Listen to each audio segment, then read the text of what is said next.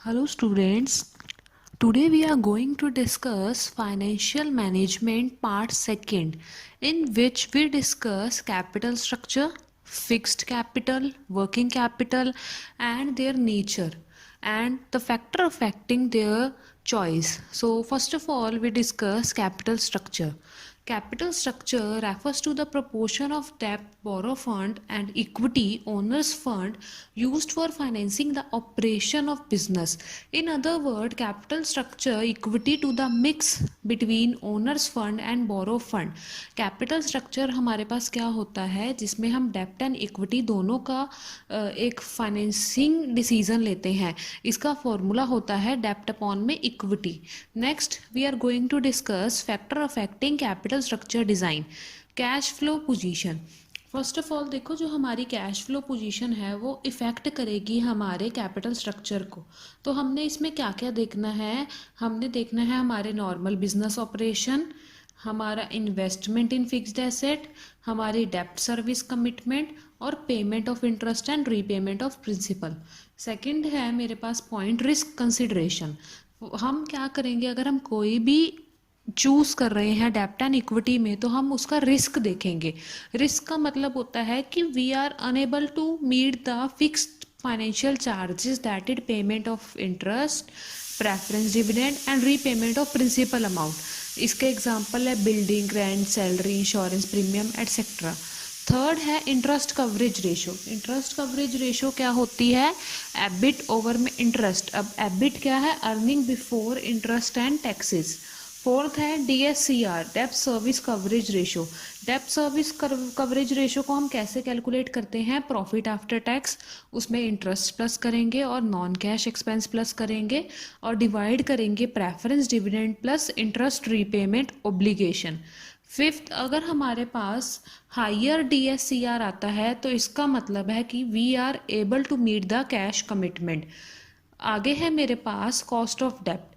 Company क्या करती है, वो एम्प्लॉय करती है ज़्यादा से ज़्यादा डेप्ट और जो भी हम उसके ऊपर इंटरेस्ट रेट पे करते हैं उसको हम कहते हैं कॉस्ट ऑफ डेप्ट. अगर ज़्यादा कॉस्ट ऑफ डेप्ट होगी तो कंपनी किसको प्रेफर करेगी, इक्विटी शेयर्स को. कॉस्ट ऑफ इक्विटी, जो इंटरेस्ट रेट या डिविडेंड हम इक्विटी पे करते हैं उसको हम कहते हैं कॉस्ट ऑफ इक्विटी. यूजुअली क्या होता है, जितने ज़्यादा शेयर होल्डर्स इक्विटी शेयर्स को परचेज करेंगे उतनी ज़्यादा मेरी कॉस्ट क्या होगी, इंक्रीज होगी. तो हमारा क्या होता है, रेट ऑफ रिटर्न भी इंक्रीज हो सकता है. पर कभी कभार क्या होता है, हम डेप्ट को ज़्यादा नहीं चूज़ कर सकते, that is why we opt for the equity shares. Next है मेरे पास फ्लोटेशन कॉस्ट. फ्लोटेशन कॉस्ट क्या होती है, ये अफेक्ट करती है मेरे कैपिटल कॉस्ट को, कैपिटल स्ट्रक्चर को. फ्लोटेशन कॉस्ट है जैसे हमारा फंड्स को रेस करने के लिए जो खर्चा आता है, इसमें कौन सी कॉस्ट इंक्लूड होती है, advertising, printing of prospectus etcetera. Next है टैक्स रेट्स. जो हमारा डेप्ट के ऊपर टैक्स हम रेट पे करते हैं वो एक डिडक्टेबल एक्सपेंस है. तो जितना ज़्यादा टैक्स रेट होगा उतना ही ज़्यादा डेप्ट क्या होगा, चीपर होगा. तो अगर आपने टैक्स नहीं पे करना तो हम किसको चूज़ करेंगे, डेप्ट को. नेक्स्ट है कंट्रोल. इक्विटी एंड डेप्ट में से किसका कंट्रोल ज़्यादा होता है फर्म पे, इक्विटी का. Equity share holder has more control than the डेप्ट. टेंथ है फ्लेक्सिबिलिटी. अगर कंपनी क्या करती है, डेप्ट को यूज़ करती है तो वो लॉस कर देगी अपनी फ्लेक्सिबिलिटी को. तो इसलिए अपनी फ्लेक्सिबिलिटी को मेंटेन करने के लिए वो क्या करती है, कुछ बोरोइंग पावर रखती है for meeting the unforeseen future requirements. Next है रेगुलेटरी फ्रेमवर्क. हम जो भी काम करते हैं अपना, public issue of share, debenture, इन सब को हमने किसके अंदर करना है, in the guidelines of company act 2013 and SEBI guidelines. Next है stock market operation. Stock market operation में आप क्या करोगे, ये भी आपकी कैपिटल स्ट्रक्चर को इफेक्ट करता है.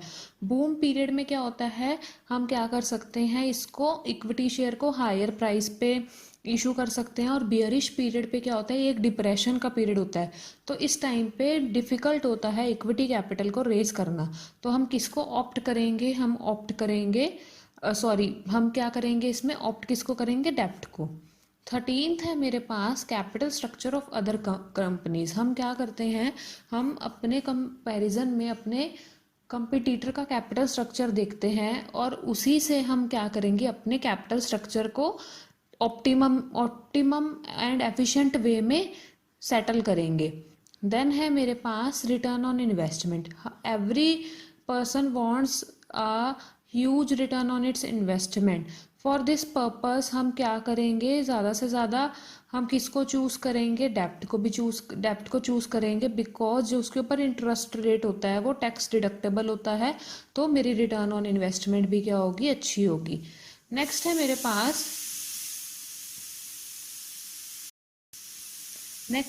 पास फिक्स्ड कैपिटल। फिक्स्ड कैपिटल वो पोर्शन होता है कैपिटल इन्वेस्टमेंट का जो हम लॉन्ग टर्म एसेट और फिक्स्ड एसेट में करते हैं। That is land and building, plant and machinery, furniture and fixture and vehicles.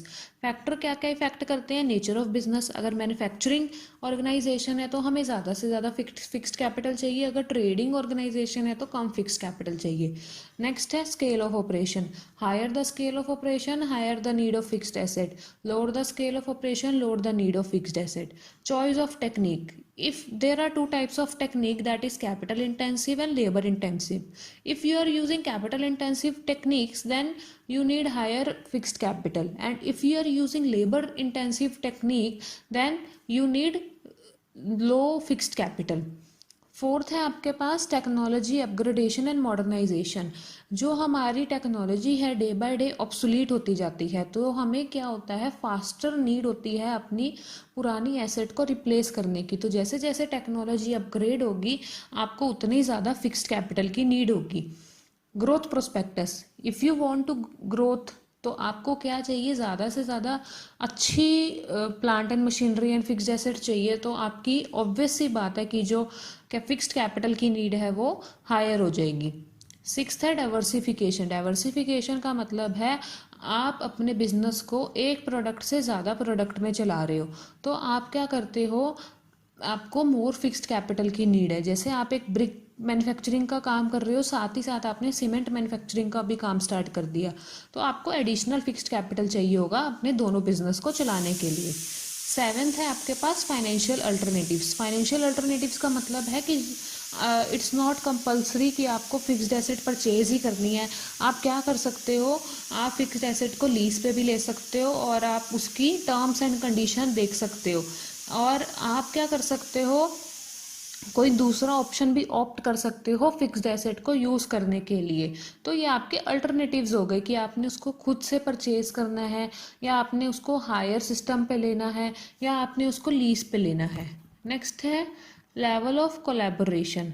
Level of collaboration में क्या आता है, कई बिजनेस क्या होते हैं, जैसे कोई भी एक बैंक है, वो क्या करते हैं, जॉइंटली एक फिक्स्ड एसेट को यूज़ करते हैं, तो कोलैबोरेट होके करते हैं, तो जो हमारी क्या होती है, फिक्स्ड कैपिटल की नीड क्या हो जाती है, कम हो जाती है। जैसे कोई भी दो बैंक मिलकर एक एटीएम को यूज़ कर रहे हैं, तो उनकी जो नीड होगी फिक्स्ड कैपिटल की या एटीएम को मेंटेन करने की, वो क्या हो जाएगी, कम हो जाएगी।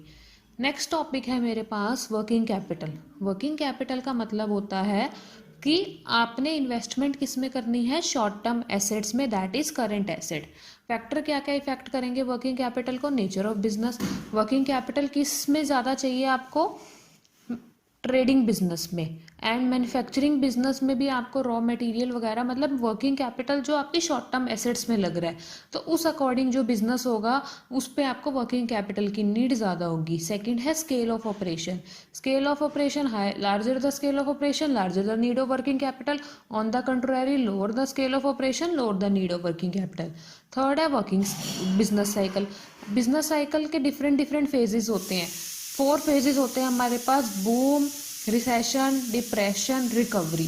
बूम पीरियड में मींस आपके बहुत अच्छे प्रॉफिट्स हो रहे हैं, तो आपको वर्किंग कैपिटल भी ज़्यादा चाहिए। And on the contrary depression period में आपको क्या, कम प्रॉफिट्स हो रहे हैं, आपका बिजनेस में क्या हो रहे हैं, लॉसेस की पॉसिबिलिटी हो सकती है, या एक ऐसा पीरियड है जब आपके प्रोडक्ट की सेल अच्छी नहीं हो रही, तो इस टाइम पे आपको वर्किंग कैपिटल की नीड भी कम होती है। Seasonal factors. अब कहीं ऐसी शॉप्स हैं जो सीजनल उसमें ही डील करती हैं प्रोडक्ट में, लाइक फॉर एग्जांपल कोई वुलन क्लोथ्स में डील करता है, तो जैसे ही विंटर्स आसपास होगी तो उनको कैपिटल की नीड ज़्यादा होगी, तो सीजनल फैक्टर के साथ साथ आपकी वर्किंग कैपिटल की नीड भी बढ़ती रहती है। नेक्स्ट है हमारे पास प्रोडक्शन साइकिल। प्रोडक्शन साइकिल मतलब रॉ मटेरियल को कन्वर्ट करते हैं फिनिश्ड गुड में, उसमें जितना टाइम लगता है, अगर ज़्यादा टाइम लगेगा तो ज़्यादा वर्किंग कैपिटल चाहिए, कम टाइम लगेगा तो कम वर्किंग कैपिटल चाहिए।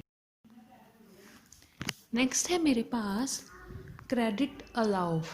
क्रेडिट अलाउ में क्या होता है कि आप कितना क्रेडिट अलाउ करते हो अपने क्लाइंट्स को। अगर आप लिबरली अलाउ करते हो क्रेडिट अपने कस्टमर को तो आपको ज़्यादा से ज़्यादा वर्किंग कैपिटल की नीड होगी। देन है आपके पास क्रेडिट अवेल्ड। इट मीन्स आपको कितना क्रेडिट मिला है। अगर आपको ज़्यादा क्रेडिट अवेल होगा that means you need low amount of working capital. ठीक है। नेक्स्ट है मेरे पास availability of raw material. Availability of raw material में क्या आएगा मेरे पास, अगर रॉ मटेरियल की सप्लाई अच्छी है मेरे पास और इजीली अवेलेबल है रॉ मटेरियल तो आपको लोअर स्टॉक मेंटेन करने हैं वर्किंग कैपिटल का। और in case of non availability of raw material then आपको ज़्यादा से ज़्यादा वर्किंग कैपिटल मेंटेन करना है। नेक्स्ट है ग्रोथ प्रोस्पेक्टस। अगर आपको ज़्यादा ग्रोथ चाहिए तो आपको ज़्यादा वर्किंग कैपिटल की नीड है। कम ग्रोथ, आपकी ग्रोथ स्टेबल है देन आपको लो वर्किंग कैपिटल की नीड है। लेवल ऑफ कंपटीशन, कंपटीशन ज़्यादा है तो ज़्यादा वर्किंग कैपिटल की नीड है। कंपटीशन लिबरल है, स्टेबल है तो आपको वर्किंग कैपिटल की नीड लेस है।